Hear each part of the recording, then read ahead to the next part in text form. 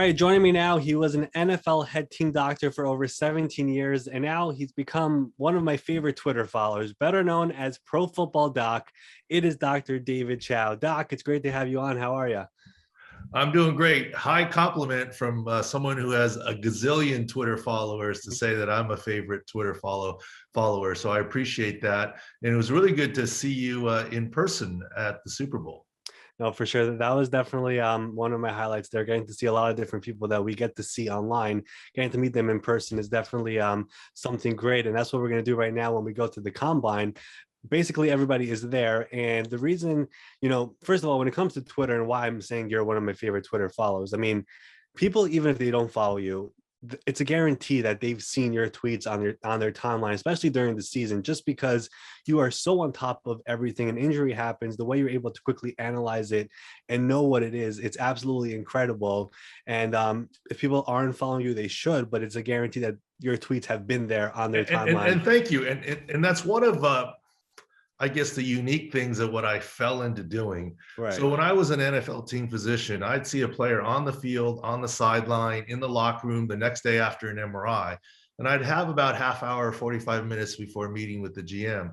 Well, everyone in an NFL building looked at film. So on Monday, so I felt like I should. So the video guys were really nice and they pulled up film, and it was really by accident. So I would, in my time with the Chargers, know the answer, know exactly what the diagnosis was. But then we'd go up and look at film with the athletic trainer and I from the game tape and the coach's film and get to see what I call the question is, the video. And now I don't have the answer. All I have is the question. So like in the Super Bowl, right? The question was, what happened to Eric Weddle right there? Well, he tore his pec. What happened to Odell Beckham? He tore his ACL. Right. And I don't pretend to know the diagnosis. Look, we're in game. Obviously, I'm not communicating to anybody. It's an injury impression. And I call it insider knowledge, not insider information. It's never perfect. But in game, all you get is so-and-so questionable at most, right? You don't get anything. And that's where I think we can provide some early information. Right. And that's exactly what you do. And your hit rate, I feel like, is 1,000. I mean, that's just the way it is. We studied it for 3 years and I was at 95%. Okay. But it's not 100, it's not 1,000, it's just video, I'm not there examining. There's no substitute for an hands-on exam. Right. But now that the season is over, people are probably wondering, what's the point of this? And really it's because the combine is coming up and you could ask anybody, there's the 40-yard dash, there's the broad jump, there's all these drills. The most important part of the combine is the medical. And in fact, when the combine started, it was really just a medical thing. That's what it was before adding all this stuff for TV. That's what it was, to get to know the players. I wanted to really ask you, because you've been at these combines, so many of them, what makes the combine medical evaluation different than anywhere else? How extensive is this one compared to whatever else there is? Well, here's the deal. I've had the fortune of going to 20 NFL combines, all in Indy. I remember one year I went to Indy like 7 times between combines, recheck combines, playing there in the preseason, in the regular season against the Colts. And there was some rugby stuff. I mean, there was a convention as like a second home. Look, when I first started going to combines, Ari, none of the hotels were there. The only hotel that basically was there was the old one that was across the street. There wasn't the huge hotels there. St. Elmo's was the only place. Now there's the big mall and all these other places that are there. It's really grown. But I affectionately call combines Groundhog Day. It's like the same every year. We're in the same room with the same teams and we run the gauntlet. Look, can you imagine 70, 80 players coming through in a given day and you're seeing all of them? I mean, your head is spinning in terms of what's going on. But in terms of the combine itself, what's unique about the combines is the medicals, period. Because you have game film, you can have pro days, you can have other contact with players and interviews. There's only one place for medical, and it's the combine. So even if first pick quarterback who isn't going to work out or throw, they always go to combines and do the physical. That is the only place to do it. So even with the silly talk before about bubble, no bubble, and whatever, the agents and players that were protesting weren't going to skip the combines. They were going to come and do medical at the combines. They were just going to skip the workouts as a protest kind of thing. So the importance of it really is it's the only place that there is medical. There's other player information elsewhere, but it's the only place you can get medical. And every day after day was done, we would go meet with the GM or assistant GM, and they'd run through their list of questions. What about this guy's knee? They were eager to know because it's their first and often only glimpse of medical on the players. Right. I mean, and again, you guys basically do everything: CAT scans, MRIs, X-rays. I mean, head to the toe. medical, head to toe medical information since high school. Everything is there, right? Oh yeah, and you know, some of it is a little bit overkill, I would admit, but you know, when you're dealing with these dollar figures and zeros and potential, they want more information and thoroughness, and that's the way football works. But literally, if one team wants an MRI on a knee, the MRI is obtained and reported to all 32 teams. So all 32 teams have the ability to lay hands and order exams on all 320, 330 players. So it's equal access to all of them. And literally players will get poked and prodded by 32 team physicians or more on the orthopedic side. The medical guys do it. One guy does it and they trust the exam.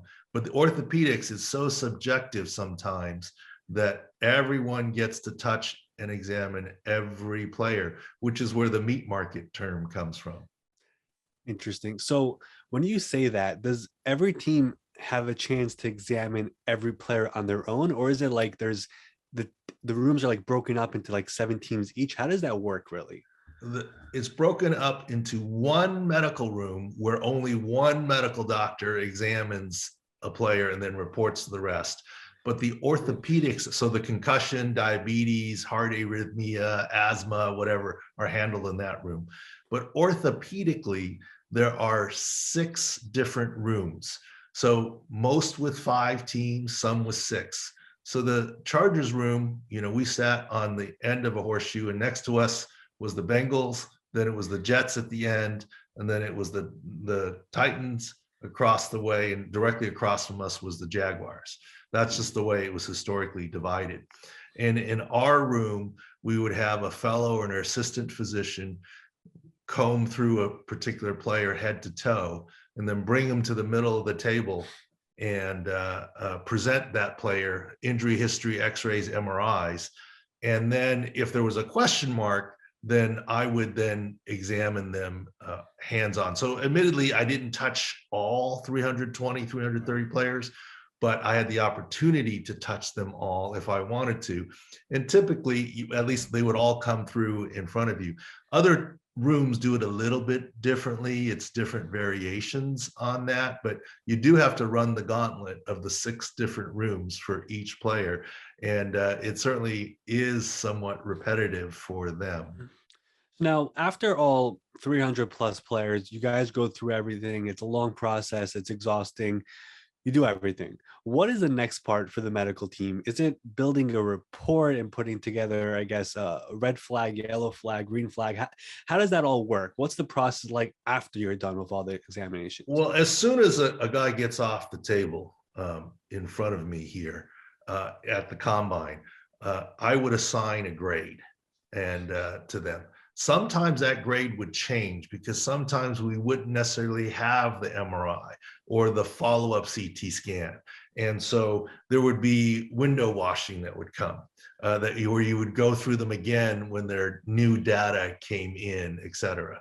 And some of the players, usually about 50 or 60, would be labeled for a recheck 6 weeks later. They win a free trip back to Indy for a quick recheck. And yes, we would fly in, the head team physician, head athletic trainer, all 32 of them, and recheck these 50 or 60 guys if they had pending or evolving injuries or coming off surgery. And the reason there is to get a second data point, right? Where they're here now, Are they here 6 weeks from now? Or are they here? Are they trending in the right direction? So the work would continue, and then there would be meetings with GMs and so forth, all the way leading up to the draft, where for us, the draft room was very small. There was about 8 or 10 people at the big boy table, you know, the owner, the head coach, the GM, the assistant GM, you know, the higher ups, really no coaches other than the head coach. And the head athletic trainer and I would be sitting in what I would call the proverbial kids table in the corner, a small little table, you know, that Thanksgiving kids table in the corner. But at least we were in the draft room. No other scouts were in there. And, you know, we'd have our books in front of us and computers. And on occasion, we'd get asked some, you know, questions right before the draft. It's, you know, all hands on deck. But the work, it continues. And I would argue as a team physician, the work in the offseason is as or more important than in season. And the reason why, and I'm sure your listeners are saying, why do you go through all this? Seems really repetitive. Just do a medical exam and call it a day. Here's why. One GM may say, this guy is the first pick of the draft. And one GM may say he's the 15th pick in the draft. One GM may say, this guy's a game changer. Scouting opinions and talent evaluation opinions can be as different as medical opinions. There are black and whites, okay? This guy tore his ACL and won't be ready for the season. There are black and whites, but there are a lot of shades of gray in terms of what's happening out there. And opinion, this is why medicine is an art. And that's why they want their own team physicians there to be able to answer the questions. One of the highest compliments we got was Buddy Nix, one of the guys, came to us and said, one of the assistant GMs said, you know, my guys, he goes, his friends always say, how do you get so lucky picking these injured players? And he goes, it's not luck. We evaluate them and figure out what to do. And it definitely sometimes, and if you have the time, I can go into draft day stories and whatever. It's not always that way. Sometimes it's very straightforward, but it's an art, and it's impression. Like, for example, one team might not take a player because they're not ready. Okay, let's take Jeffrey Simmons of the Titans. He came off ACL tear in the offseason when he was working out for combines. The Titans took him. I was saying there's no way he's ready for the start of the season, but the Titans still took him. He wasn't ready for the start of the season. But what the Titans were saying, we're a good team. Where we are in the draft, we can't get that quality player if he was healthy. He's dropping to us. We're investing in our future. And I think it's worked out for them. But meanwhile, there's another team who says, I need that guy right now, who says, I'm going to pass on him. And so that's some of the subtleties of knowing what's happening. And that's kind of, you know, the Twitter and then Sports Injury Central, what we're doing. We're dealing in what I would call insider knowledge, not insider information. You deal on a lot of insider information. You talk to people, this, that. You also have insider knowledge. I just deal on insider knowledge because I'm not calling the other team doctors. That would be a HIPAA violation, and I don't do that. I just use what's publicly available to look and make my calls based on that. Interesting. So, you know, there's a lot to digest there, and I'll never forget the Simmons one because there were so many differing opinions on him, and Tennessee did feel comfortable enough with it. And he's a guy who's going to be eligible for an extension now and could be one of the highest paid defensive tackles in the NFL. Let me ask you this, because this is a very hot button topic that I've talked to a bunch of people here this week. The Combine has been in Indy forever. There's been some serious talk that this could be the last year there before the NFL starts moving it around, possibly to LA. A lot of NFL people don't want that, and there's a good reason for it. Could you explain that part of it?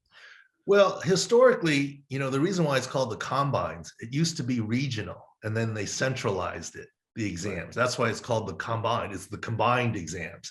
And early on, it was in New Orleans, and you can imagine what might happen in New Orleans. So Indy was viewed as a, quote, safe city. The other thing where Indy has worked out well, not for me, who was in San Diego, okay?